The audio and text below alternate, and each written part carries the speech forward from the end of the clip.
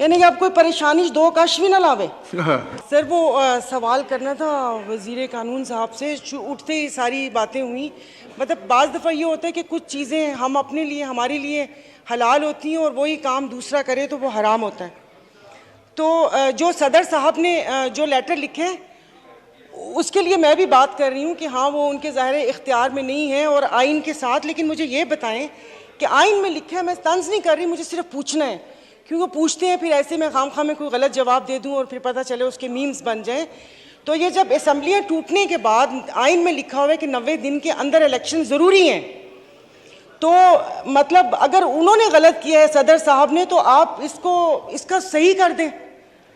और वो इतने बोदे से बहाने हैं, वो ऐसे ही हैं कि अब्बू नहीं मान रहे, इस्तिखारे में ना आइए, तुम्हारी मेरी ज़ात नहीं मिलती, मतलब ये इस किस्म के बहाने हैं। तो इसका मतलब ना ही होती है। तो वो मेरा एक सवाल ये था सर। फिर दूसरी बात, ये तो सवाल था ना, फिर इसके ऊपर थोड़ा सा वो मैंने टिकट्स के बारे में पूछना था कि ये मतलब जो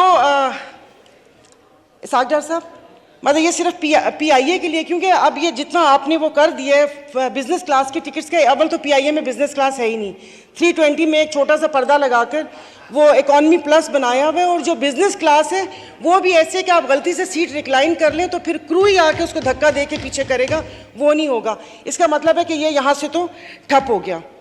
और सर ये सिगरेट का आपने वो लगाया है, मतलब ये मजाक नहीं है, शायद आप इसको मजाक में लें।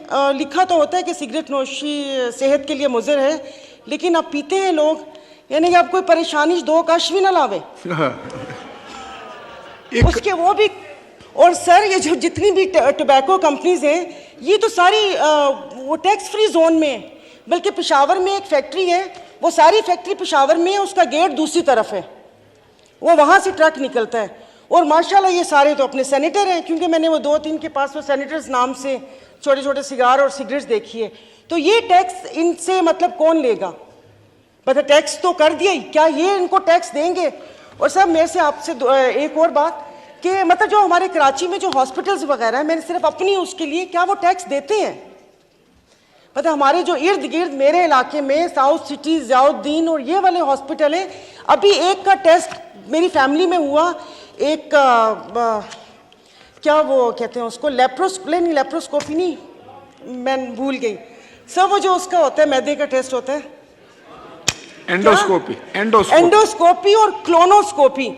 सर वो बिल आया ना, तो वो मेरा चश्मा नहीं था, मुझे समझ नहीं आई, वो 1,35,000 के ये 2 टेस्ट हुए। और अगर यहाँ PNS शिफा को देख लें तो ये इसकी ज़मीन तो चैरिटी वो थी ना, तो यहाँ पर कौन सा इलाज होता है? तो ये हॉस्पिटल्स में आपसे ये पूछना चाह रही हूँ कि ये जो कराची के जो कसाब बैठे हुए हैं, जो उल्टी छुरी से खाल उतारते हैं कि जहाँ पर आप जाएं तो मेरे ख्याल में आधी जायदाद उनको देकर ही वापस आएँ, तो क्या वो टैक्स के धारे में शामिल है? और सर ये जो यहाँ पर ब्रांड्स हैं, चार्ल्स एंड कीथ हो गया और बाकी जो भी कपड़ों की ब्रांड्स हैं, जो डिज़ाइनर्स हैं, क्या ये भी टैक्स के धारे में शामिल है? और तीसरी को नहीं ले जाइएगा कोई भी अपने ऊपर, ये जो कॉस्मेटिक ये जितनी भी डर्माटोलॉजिस्ट हैं, तो वहाँ पर तो बिल्कुल ही आजकल एक वो चला हुआ है ना कि मतलब थोड़ा सा। सर एक तो ये जो शादी ब्याह की तकरीबात के ऊपर जो और उसके ऊपर टैक्स लगा है, वो सिर्फ बताने में 10% है, 10% शादी हॉल का, 10% खाने का, और टोटल बिल के ऊपर जो GST होगा उसका।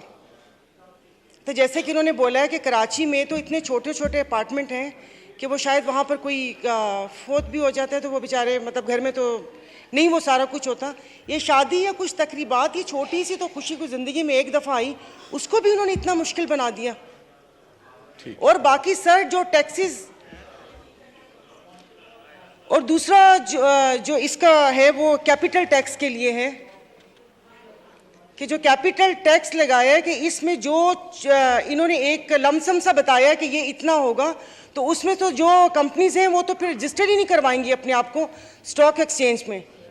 कि अमेरिका के जो कमर्शियल अताशी हैं वो FBR के चेयरमैन तारिक बाजवा साहब से मिले हैं और नाराज़गी का इजहार किया है कि इन फिजी ड्रिंक्स के ऊपर आप लोगों ने टैक्स लगाया, कोक, पेप्सी और ये, तो उनको यकीन दहानी करवाई गई है कि नेक्स्ट बजट में इस पर से टैक्स हटा दिया जाएगा। यानी कि जो अपने मुल्क का, अपने पाकिस्तान का मशरूब है, जो दुनिया में जाना चाहता है, उसके ऊपर टैक्स लगा दिया। और जैसे कि मौलाना साहब ने कहा कि एक ही तो अय्याशी है, रोज़े के बाद पीने को दिल करता है कि ठंडा ठंडा कोई शरबत रूह अफ़ज़ा दूध में मिलाकर या वैसे पिएं। तो और उसके बाद दूसरा असर सीमेंट की कीमतों में इजाफा कर दिया। मतलब एक गरीब, ये तो वो एक कहानी हमने पढ़ी थी कि वो मिर्ज़ा ने एक कतबा बनाया था, कतबा तो नहीं, वो एक नाम लिखवाया था कि मैं अपने घर पे लगाऊंगा। 9th-10th में थी ये स्टोरी। और वो पैसे जमा करते करते करते एंड में उसमें थोड़ी सी तरमीम करके उसकी कब्र के ऊपर लग गया। तो अब ये गरीब बंदा एक थोड़े से पैसे जमा करता है कि थोड़ा हो तो या छत डाल लूँ या घर बना लूँ, हर साल ये सीमेंट का हो जाता है। तो इसमें कुछ ऐसा होना चाहिए कि बिल्डर्स के लिए मैं नहीं बोल रही, क्योंकि बिल्डर्स तो जो जिस वक्त जो अभी प्राइसेस हैं अपार्टमेंट्स की 12 करोड़ 15 करोड़, वो तो आई डोंट नो कौन ले सकता है, गरीब बंदा नहीं ले सकता। तो थोड़ी इसके ऊपर गरीबों के लिए नज़रसानी कर लें, क्योंकि फिर वो नहीं रहेंगे तो फिर हम क्या करेंगे।